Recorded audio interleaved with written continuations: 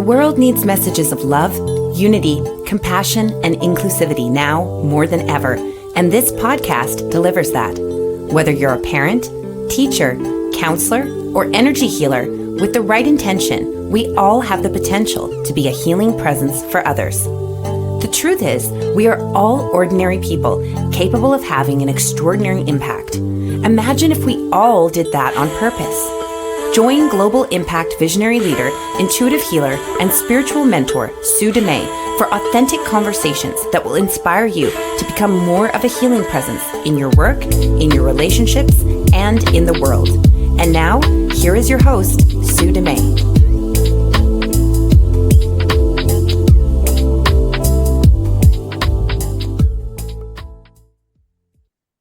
Welcome to the podcast. We are all healers based on the book.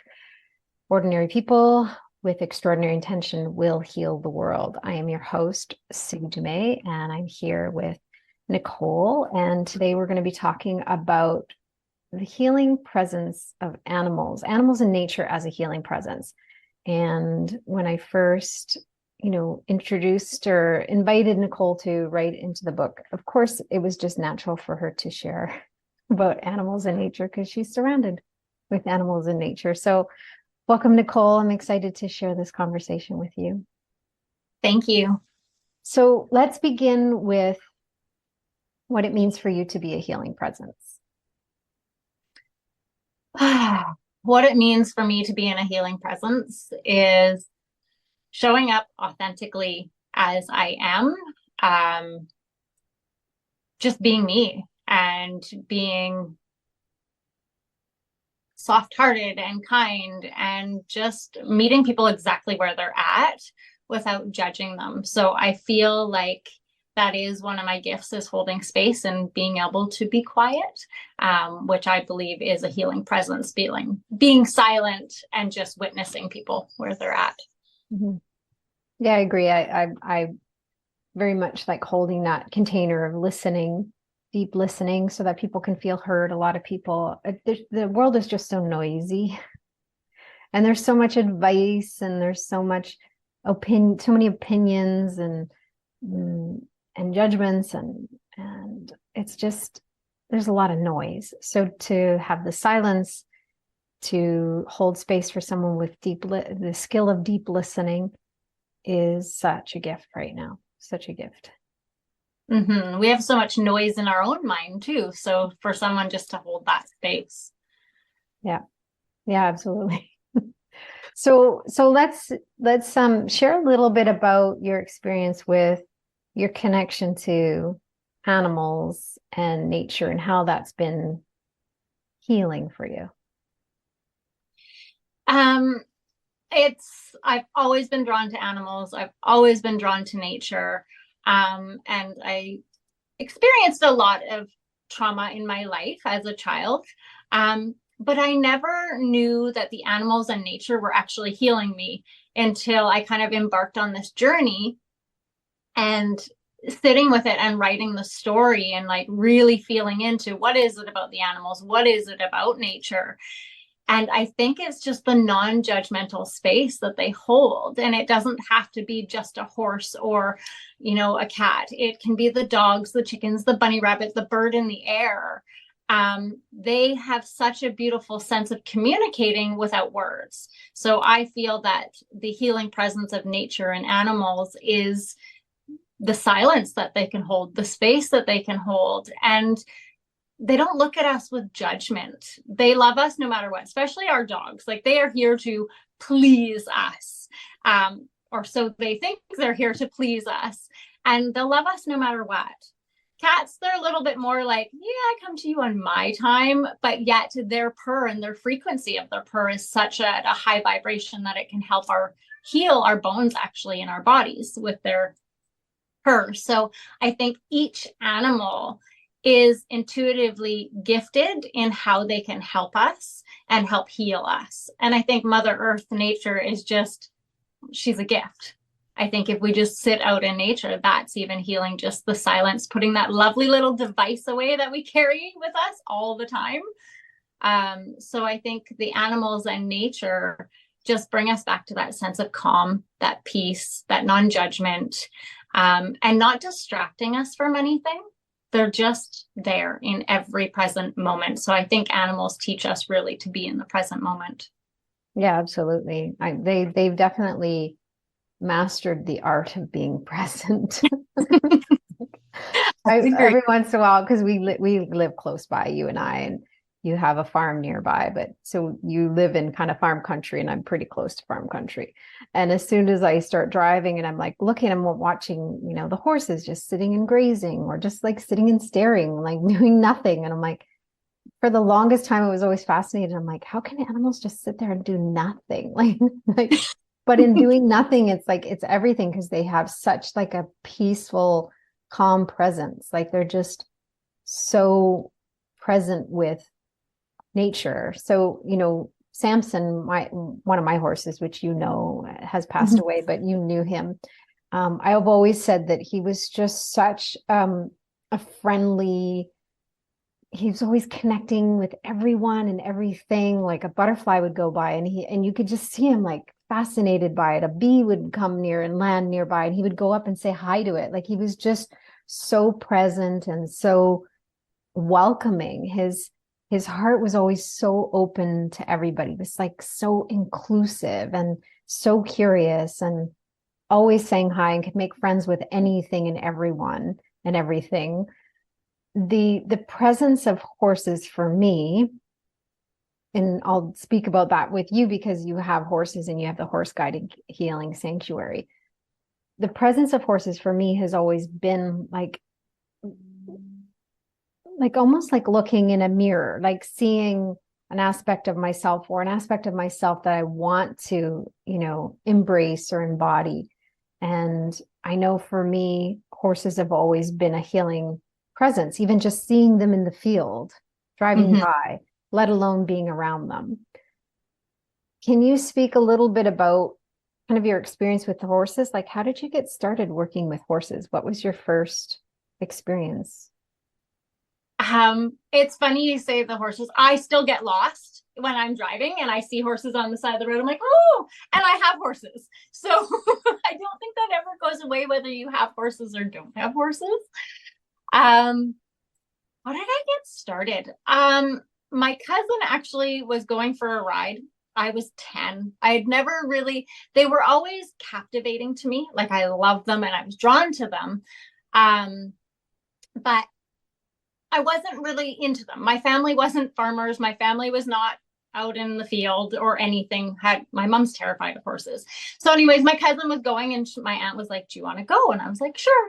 I went when I was 10 and that was it for me. I rode this little like black and white pony and that was it. My love grew. And then I took lessons and I did it for quite a while. And then I became a lovely teenager and went through my own stuff of being a teenager, and it was like, forget horses, I'm into boys and other stuff. So I let go of the horses for quite some time, and then things started to surface that I was ready to look at and heal. And I had done talk therapy for a couple of years off and on, and although it was great, I needed something more. It just sitting on a couch wasn't doing it for me.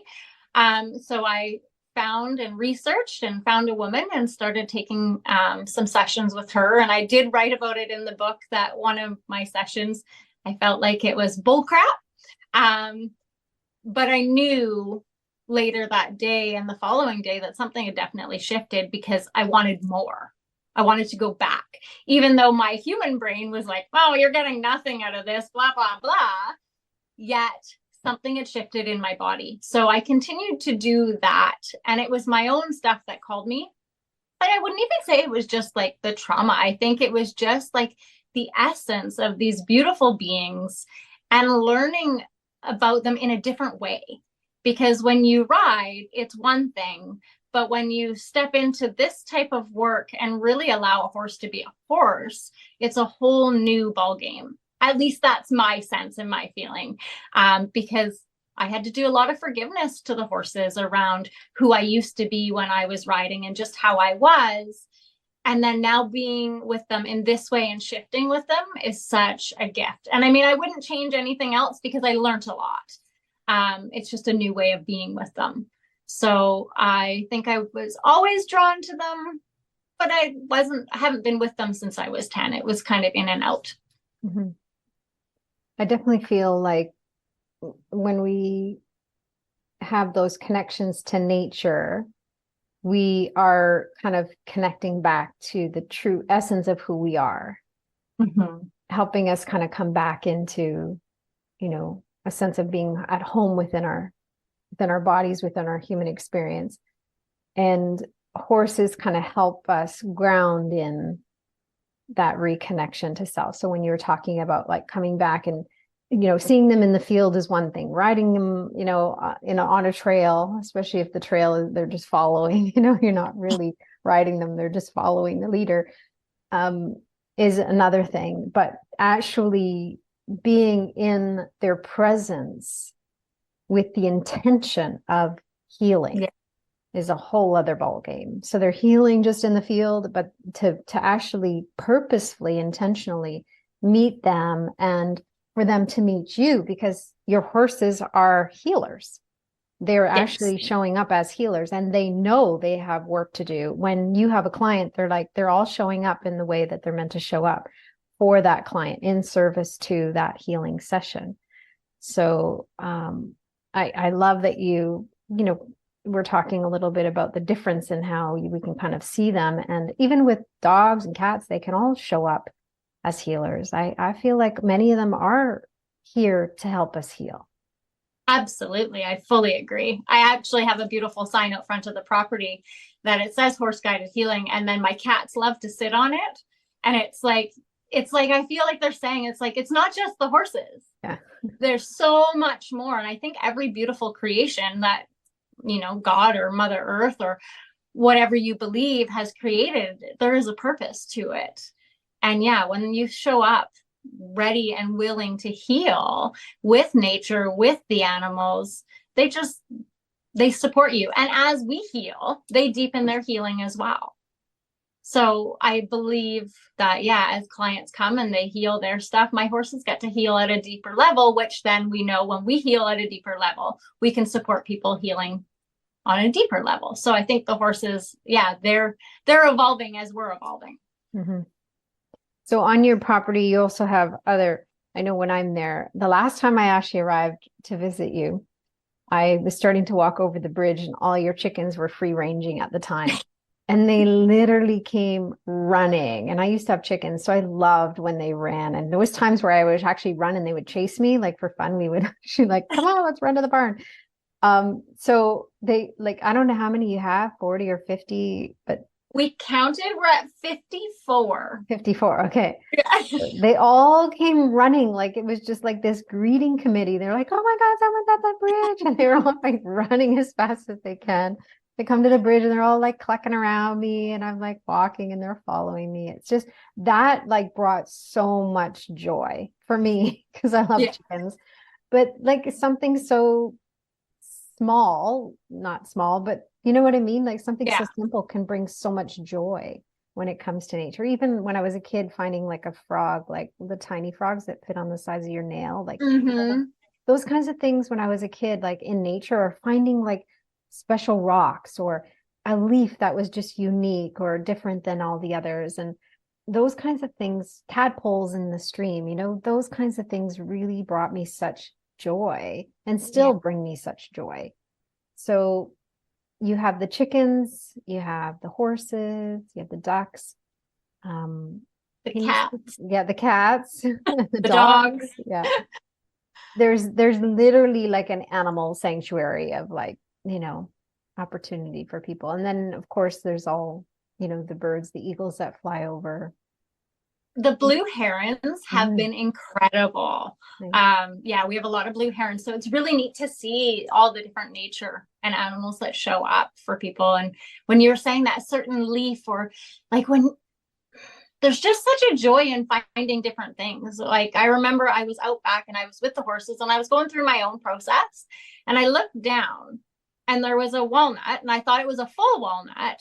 but it wasn't. It was in half, and it was like this beautiful heart inside. And I was like, oh my goodness. So it's like there's miracles all around in nature and with the animals. I feel like when we're in nature and with animals, we are more in touch with creation. Yeah. At least that's what I feel. It's like more in touch with creation, like feeling a little closer to God or a little closer to source or the universe, whatever it is that someone believes in. I feel like it's reminds us, like it just allows us, because their technology is great. It allows us to do this kind of thing. It keeps us connected in certain ways, but it also really disconnects us in certain ways, right? It becomes a distraction. It can become, a constant like pinging in your ear. And I always turn my notifications off at certain times because I just need to be quiet and silent. Saturday, I went to the store, and this is really weird. I had this really interesting time warp on Saturday. I got so much done in a short period of time. It felt like I caught up like for a year in like, a 12-hour period. But at one point I went to the store and I was kind of halfway there and I'm like, I don't think I have my phone. And it was probably the first time I left the house without my phone in like a long time. And I don't ever do it like on purpose. It's usually by accident. And it's a rare that I forget it because I'm kind of always on call for clients and stuff like that. So I always get notices.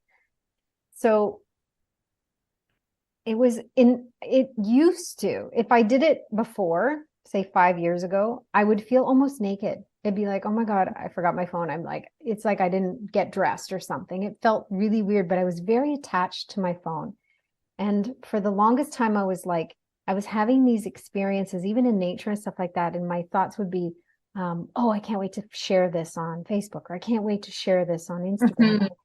So I was almost living for the technology. And I got to the point where I'm like, I don't want to be this attached. I don't want my phone to be so integrated into everything and my every moment.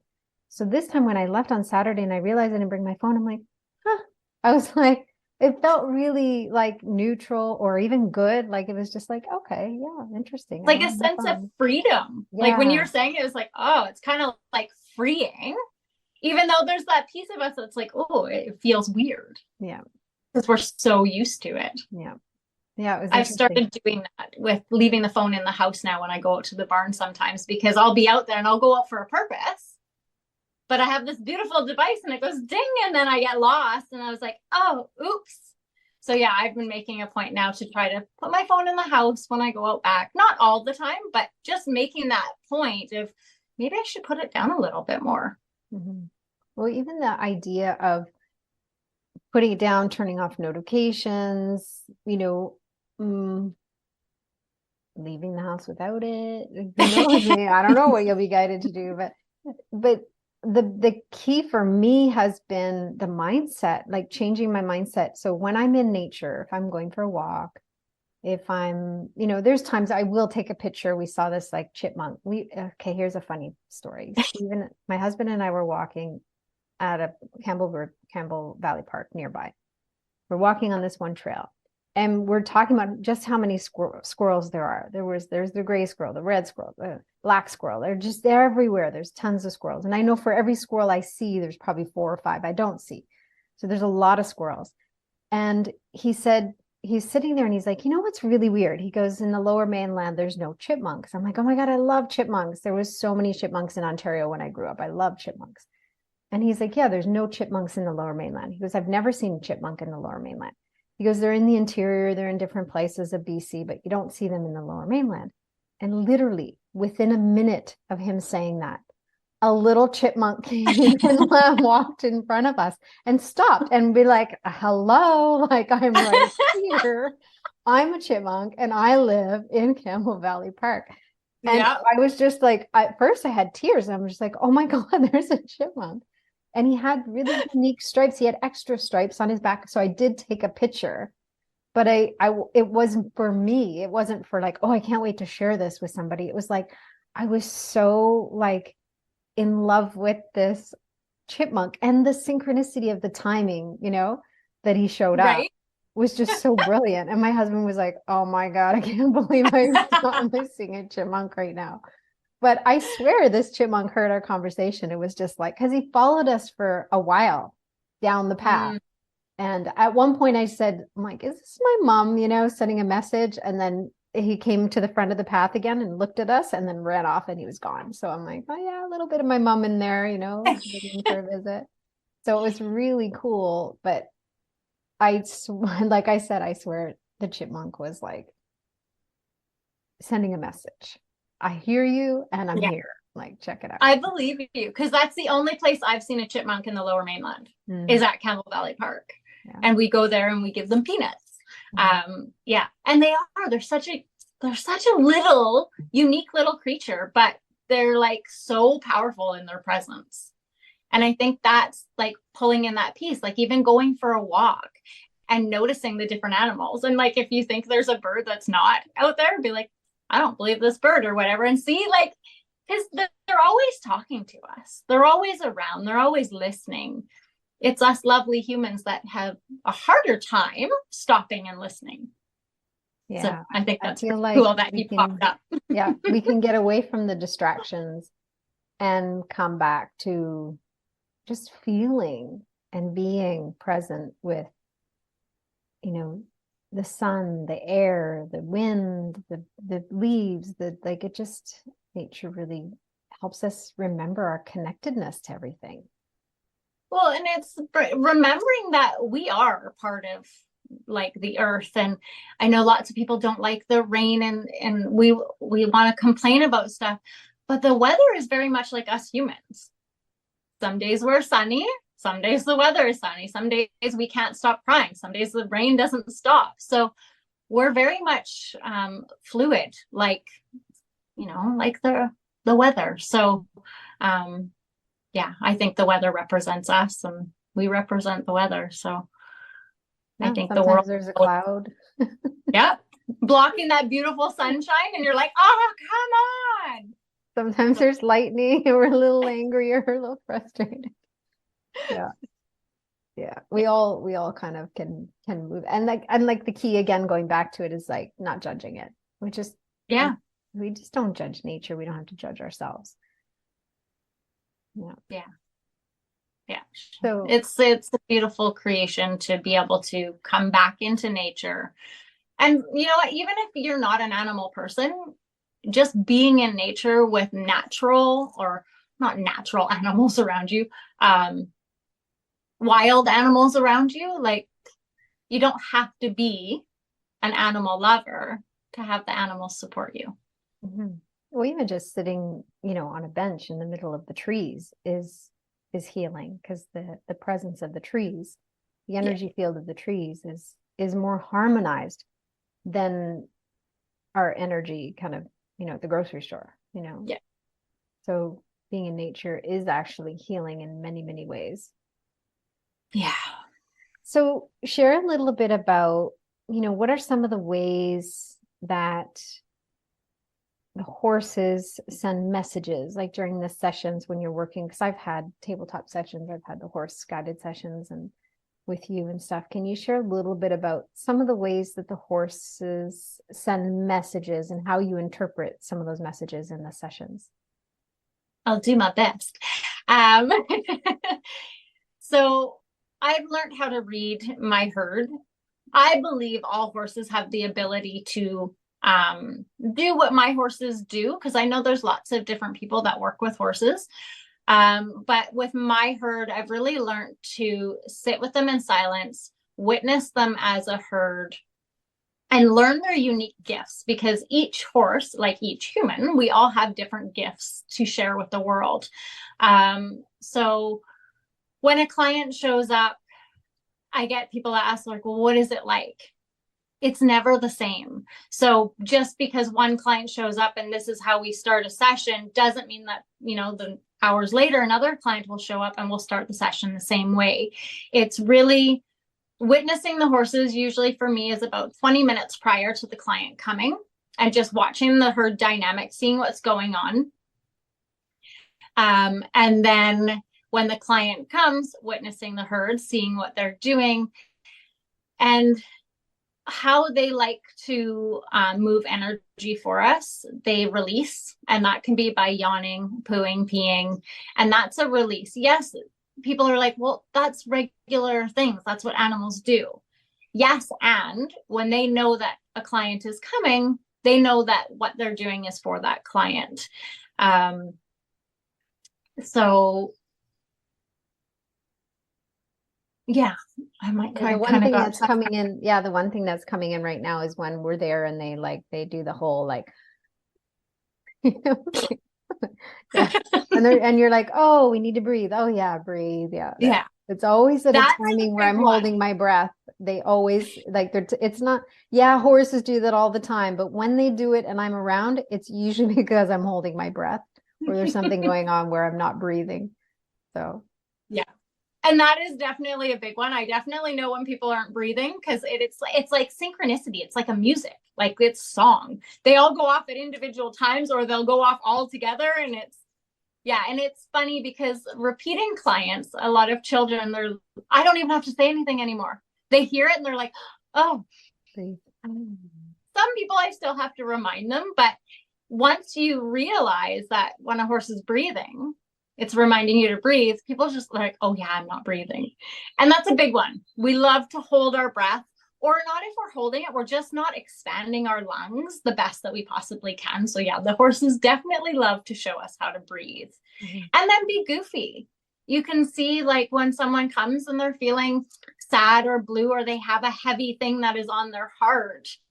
The horses know how to spark the joy. So they're not taking away, but they're letting people know that healing, we can bring joy and find joy in the healing. So they're a beautiful gift in that sense, because they can meet you exactly where they are or where you are.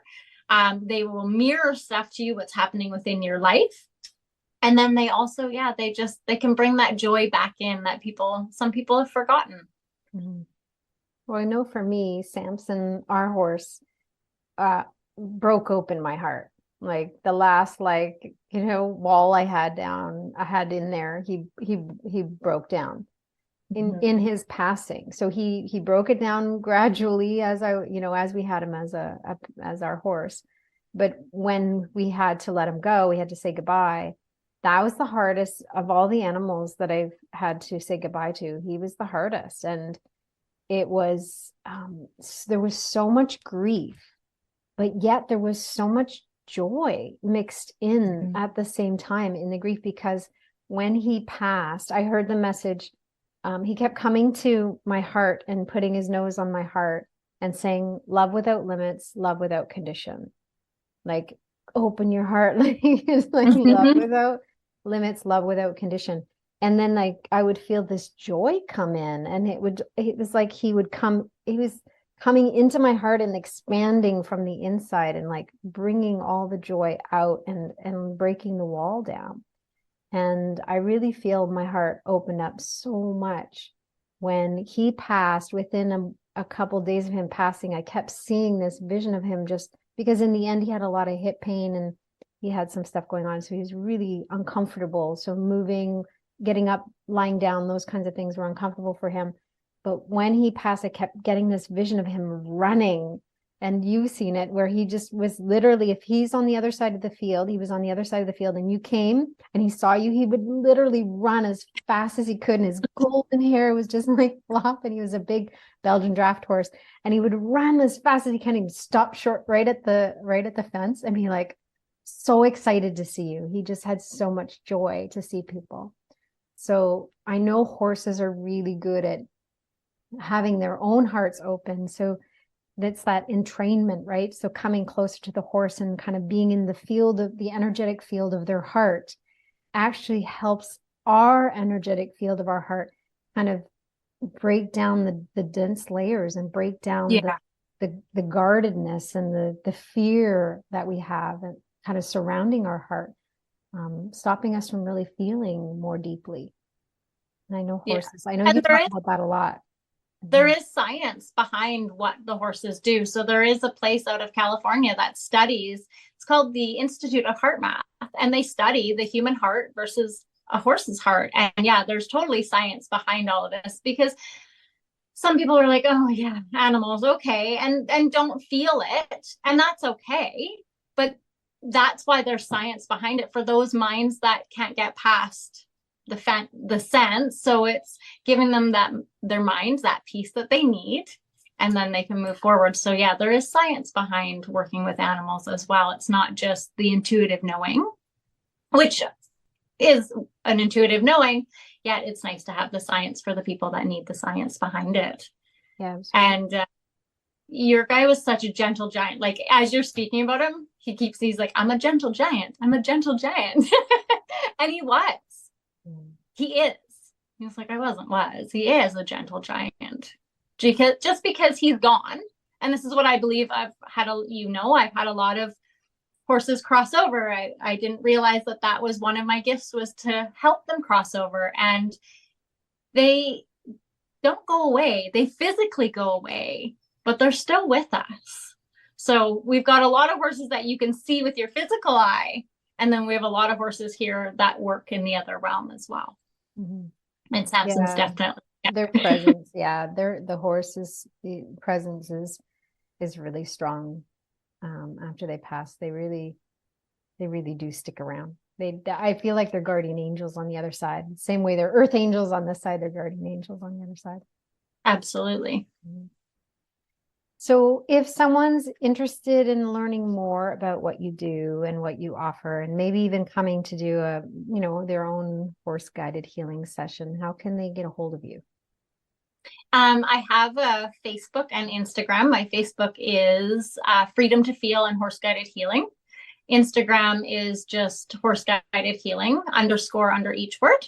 And then my website is www.horseguidedhealing.ca. Beautiful. And then you can email me at horseguidedhealing@gmail.com or call me on my cell or text me. I'm a phone girl. So yeah. And that's all on the website. Yes. Yeah. Yeah. Beautiful. So anybody who's feeling drawn to learn more about Nicole, she does have the horse guided facilitator training available as well. So that's something, if you are interested in learning how you can start to read the horse's messages and their behaviors to support others in their healing, or if you just want to learn how to do it for yourself, the horse guided healing facilitator training is available too through Nicole's website.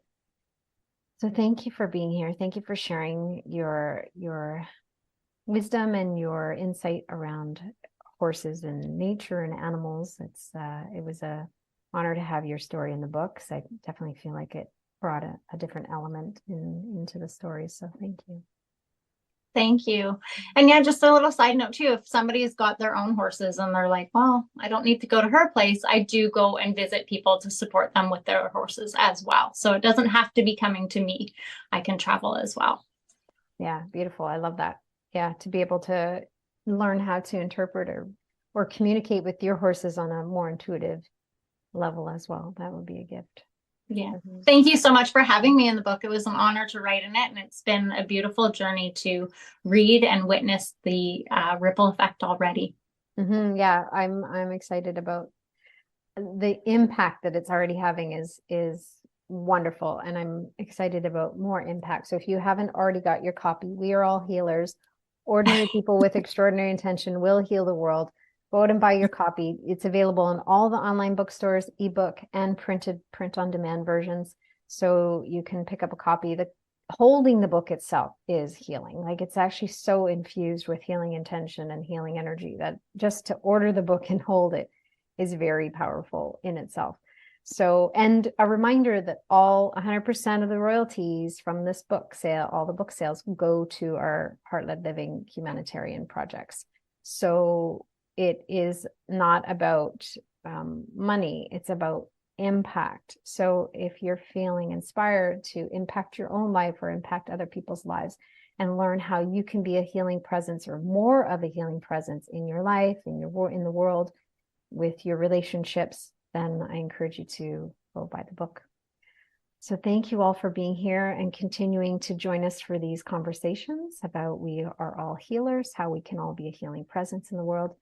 I appreciate you. I honor you. I see you. I am so grateful for your presence in the world, and the world is lucky to have you. So continue to make those little shifts so that you can have that ripple effect that will continue to reach all corners of the globe.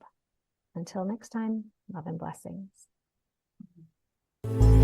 Thank you for joining our global healing movement and podcast, inspired by the international best-selling book, We Are All Healers.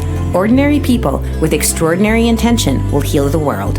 Order your copy today on your favorite online bookstore. 100% of the royalties go to support our Heart Love Living Foundation humanitarian projects.